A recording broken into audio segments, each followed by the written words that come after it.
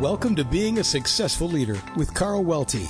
Carl is a leadership pioneer with years of challenging leadership and consulting experience. Here's Carl with some valuable insights, practical and proven methods for being a successful leader.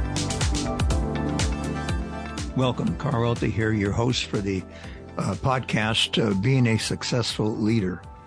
We have 26 episodes that revolve around my three imperatives of effective leadership. The first one is being a skillful, self-aware leader. The second imperative is having a sound strategy. And the third is building a culture of commitment. Skillful, self-aware leader, a sound strategy, and then a culture of commitment. Each episode runs 15 minutes to a half hour. And my site, welty.com, is a resource for you on an ongoing basis. Be sure and visit it if you haven't already. And if you go over to Leadership Resources, scroll down, you can capture past episodes of the series just by clicking on the series, the episode you want to listen to or review once more. And then also take a look at my books and the book that parallels the current imperative we're working on, which is the building a culture of commitment. It's great. It goes hand in glove with what we're talking about and complements the discussion with a reference that you can be able to look into more detail and to continue to use. So be sure and check those resources out. Today, our topic in this episode is understanding motivation, commitment versus compliance. And this will give us a sound grounding for you and an understanding of, not that you don't already understand a lot of this, but the understanding of the linkage between work and human motivation and the building a culture of commitment. It provides the underpinning as we talk about the rationale for the culture of commitment and how to go about building such a culture. Let's start off with our discussion on motivation here by looking at motivation movement versus motivation. Very, very important principle and very important distinction. The idea is that you don't motivate anybody. I hate to shock you. Probably you realize that, though. You're a creator of an environment as a leader manager. You create an environment, a motivating environment, a culture of commitment. And the difference to that is moving people. Sometimes you as a leader manager have to move people. You've got to push them. You've got to maybe give them a Keto approach, we call it, kicking the posterior through discipline or just coming down on them hard or what have you. If you have that as your continued modus operandi, that's not very pleasant, and you don't want that anyway, and the results will suffer. So you want to work more on this culture of commitment versus compliance. The idea is that motivation comes within the individual, true motivation, and that it's goal-directed. I have a need and I want to satisfy that need, hopefully at work, in terms of getting some good stuff done and achieving things. And that's true motivation. Again, the opposite of that is movement. The culture of compliance versus the culture of commitment. The essence here, the difference is that compliance culture is one that people have to do something. There's continual movement there. Whereas commitment, the culture of commitment is that they want to. That you and your organization as good leaders and so forth, you've been clear about your strategy, and then you get people aboard that can align their values and aspirations with those organizational aspirations and values. And that's the trick of the game. Okay, so we're going to now explore two related theories of motivation that go way back, and they've withstood the test of time because our human behavior doesn't change all that much, and so it makes sense that these theories do stand up. The first of them is Maslow's hierarchy of needs. Again, very well understood, very known, and most of you are pretty familiar with that. Brief review won't hurt. Maslow's goes back to the 1940s, and he categorized human needs into 5 categories and suggested they come and can be arranged in a hierarchy of needs. And that once one set of needs is basically fulfilled, it no longer serves as a key motivator, and we as humans aspire to achieve the next order of need and up the line. So the five levels of needs in his hierarchy, the first, if you want to just picture this, a triangle works pretty good. At the base of the triangle is the physical need. The physical need of basic needs, food, clothing, shelter. And that once that's satisfied, we tend to look towards security for the next set of needs. So we want some insurance to have food and clothing and so forth for the future. And also the psychological need of not being in danger and fearful all the time. So physical security, then we go to the social need. Now I want to kind of belong to something, and I want to be part of something that I have my basic needs pretty much fulfilled. And then after that, let's look at me, the esteem need. Me as an individual, feeling proud for me as an individual, things I can do and skills that I've obtained and can use. And the final order need is self-actualization. That's achieving one's personal potential. So physical, security, social, esteem, self-actualization, Maslow's hierarchy of needs. You can also go down in needs that, you may, for example, losing a job.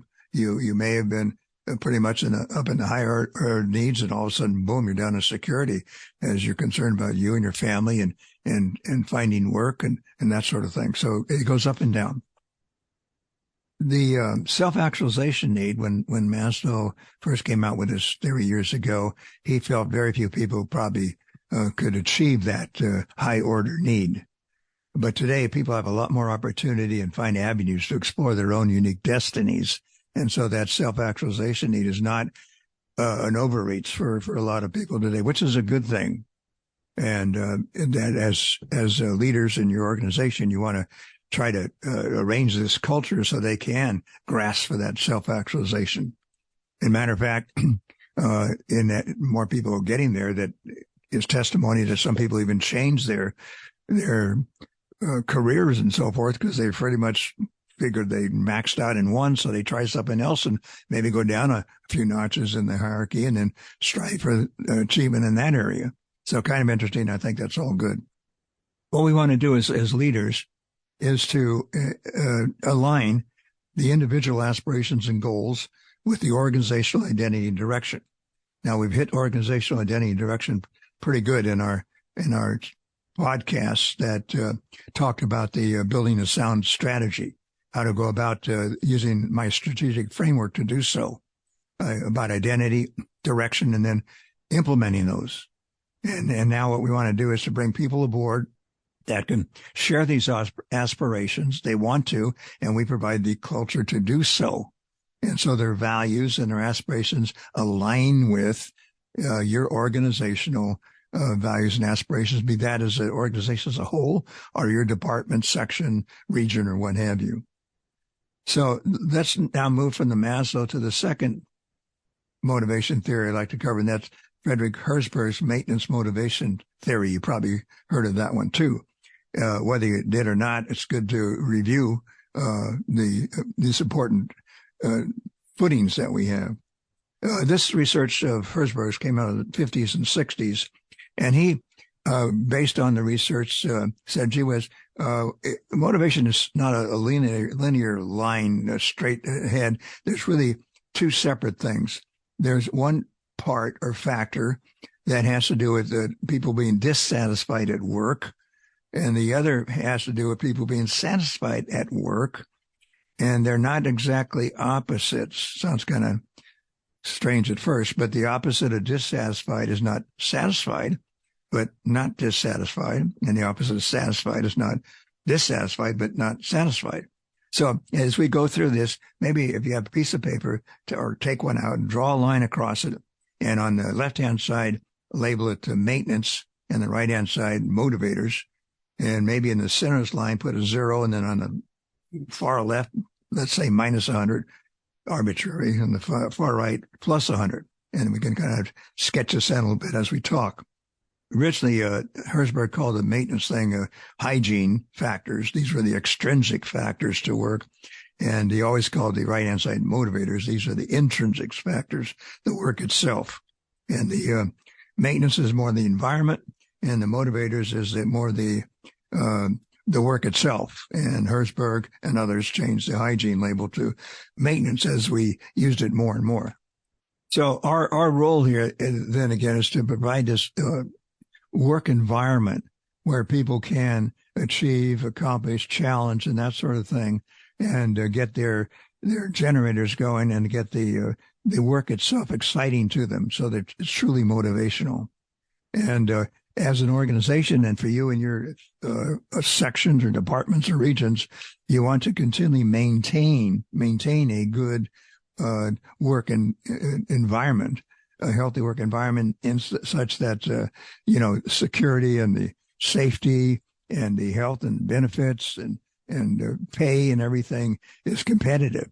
If not, on a scale on your piece of paper, if you get down to the lower areas, you get the minus 50s and all that kind of stuff, people are going to leave. You're going to have a high turnover rate. So you continually have to maintain your environment, or people are going to be dissatisfied and not put out and perhaps leave. But doing more of that, besides just keeping it up, doesn't equate itself into necessary motivation and productivity. There you got to turn to the work itself and what you provide workers with in terms of getting their generators going. So that's the two-factor theory and not a straight line of motivation. Hopefully made that clear to you. Maybe filling in your chart there, the left-hand side, right-hand side, maintenance and motivators, some of the factors, if you will, that would be in the maintenance side. This is the organization-centered, the work context, if you will. And the right-hand side, your motivators, are your worker-centered, the work itself. So organization-centered, worker-centered. On the maintenance side, such things as supervision, relationships belong there, working conditions, money, benefits, status, security. Those are some of the factors that would go there on your left-hand side of your chart. On the right-hand side, the worker-centered, the work itself is such things as achievement, earned recognition, challenging work, increased responsibilities, learning and growth, advancement. Take your own history, work history as an example, and think of that chart you have in front of you with the maintenance and motivators and so forth. And think of times that in your position or past positions or projects, things of what really turned you on, when you were really motivated, really your generator was really going. Were those maintenance kinds of things, or were those motivator? Was it the work itself, or was it the environment and people treated you right and you got good pay and that sort of thing? Was that the thing that really turned you on, or was it something you achieved, the challenge, the growth? And if you're like most of us, most times when you kind of assess your own work experience, the vast majority, if not all of these experiences, were on the right-hand side, okay? And again, doesn't mean that the maintenance is not important. You got to keep that up. But again, the point is that in and of itself won't convert to more motivation. So very, very important. A few other things to talk about before we leave Herzberg here. One is money. Now, again, maybe another shocker to you. Money by itself is not a motivator. It's a maintenance kind of thing. You got to keep it up. It can be a motivator, especially in the short term, when a person translate that raise that they got and so forth into a job well done, something I did, I earned this, I deserve it, that sort of thing. But most times that's not long lasting. It flips over into the maintenance side. So don't think just by paying them more, they're going to, perform better. So it's more of a short-lived motivator, if indeed it isn't short-lived. Let's now, another aspect here, turn back to Maslow. So if you think of the two factors, maintenance and motivator, the maintenance factors, if you think about it here, are the correlate with Maslow's lower order needs. The maintenance factors are lower order needs, the physical security, the belonging, and the higher order needs of Maslow convert or relate to the motivator theory part, the second part of the theory in Herzberg's maintenance motivator. And the final thing before we move on is that, before we leave Herzberg, is that he was called the father of job enrichment. And job enrichment came out of the whole idea of this importance of the motivators in the two-factor theory. So the whole effort was to explore ways we can make work more meaningful, to get that self-generator going in terms of making more meaningful work. And the way to do that was by looking at the content and the discretion of work. In other words, the content would maybe elongate the work, if you will, so people can get a better sense of ownership of what they did. So if they were in a chain of things doing B through D, could we make it B through E by making it a bigger scope so they can put their flag of ownership on it better than a narrower scope? So that would be job content. And Herzberg said job enrichment, making the work more enriching to the individual, is not the same as job enlargement. So doing one dull task and adding a second dull task isn't exactly job enrichment, it's job enlargement. And there's an important distinction there. The second part is discretion. You have content and discretion. Discretion has to do with giving people more leeway in the work they do, assuming that they're ready for that. They're at their maturity level in their job that they can take on, make more decisions and so forth. So they're able to plan, do, and control, not just do, but plan, do, and control their work. So that's the job enrichment, the two vehicles there, content and discretion. Let's conclude by taking a brief trip through the evolution of management models in the United States in recent times. Well, maybe not so recent, but anyway, I think this will be interesting to you. I hope so. And it also underscores the importance of the various aspects of motivation we've been talking about. This comes from Ray Miles. I got to know Ray, who was the dean of the business school at Cal and professor there. And over my years of involvement with Cal, I got to know Ray fairly well. And the beginning of his evolution of management models is the movement from the Agrarian Society in the United States in the late 1880s or 1800s to the Industrial Society early 1900s. And Ray had four models, if you will, one moving to the next. Briefly, they were the traditional model, 1880, 1920. Then we moved to the human relations model, 1920, 1960, human resources model, 1960, 1990, and human investment model, 1990s to the present. And it's interesting as you go through here, it wasn't the kindness, maybe they weren't like you and me, but it wasn't the kindness of leader managers' hearts and so forth and so on that made the transition for the most part. It was a reflection of what was happening in society as a whole as people moved up, again, integrating these two theories of motivation. As people moved up Maslow's hierarchy, the society and people's needs changed and the work had to change accordingly. And again, it wasn't because all about goods. It was about getting business done and being productive. Okay, so that's pretty interesting to me, hopefully to you too. Let's take a quick look at the four models. And each of the models, Ray divided into origin, assumptions, management's role, and expectation. Origin, assumptions, management's role, and expectations. Again, hopefully this is of interest. You want to delve farther into it, check out my book, Building Commitment, and it goes into much greater detail. I'm just going to hit the highlights here, okay? Traditional model, 1880s, 1920s, the people were moving from the agrarian to the industrial society more and more, and the people's needs were at the Maslow's lower order of needs, physical security. The assumptions are parallel to Douglas McGregor's theory Y, if you're familiar with his theory Y, or theory X, I'm sorry, theory X and theory Y. Theory X would be here, and his theory X said people dislike work, but if you pay enough, they'll do okay. The management role accordingly was close supervision, because when the cat's away, the mice will play. It also was the birth of Frederick F.W. Taylor's scientific management. The thought being if you could break the work down into the lowest increments, anybody could do it. You just plug in the next person and go from there. And then the expectations is that people, if you pay them enough, they'll do okay.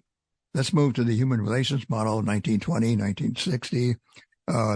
Now, people moving up in society to the more social need, the belonging need in the Maslow's hierarchy. series of studies, the most famous being the Hawthorne studies done in the 20s and 30s, where scientists, industrial engineers, and so forth began to study work and people, and they kept changing all the conditions and so forth, the lighting, the heating, the work spacing, the layout, the hours, and all that kind of stuff. And the amazing thing is that no matter how they screwed around with all this, productivity seemed to go up. And people couldn't, the scientists said, what's going on here? And finally, they concluded that, well, people wanted to belong. They felt great that they were being looked at, and a sense of being part of something. And so that was this social need emerging, if you will, at work, kind of a major finding. We take that for granted now. But in those days, it gave birth to such things as suggestion systems and newsletters and company picnics and bowling teams and all the belonging things, you know. I'm not degrading that, but it doesn't translate today into motivation necessarily. And labor unions really got a foothold in the United States society in this time, in the human relations model. And the reason that people, when they went in the ballot booth and checked yes, for unions, I want to join, was, of course, pay and benefits. But the main thing was dignity, feeling dignity and part of something, belonging. Okay.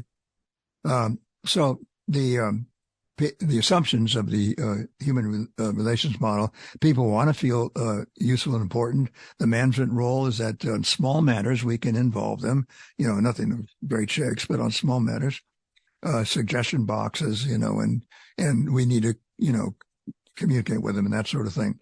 And if we share information, they'll on routine decisions, they'll be satisfied and feel important. Moving to the third of our four models, the human relations model, 1960, 1990s, workers now moving to the higher order needs in Maslow's hierarchy, achievement, and me as an individual, and maybe even self-achievement. And the assumptions here, this is more like McGregor's theory Y, as contrasted with the theory X we talked about.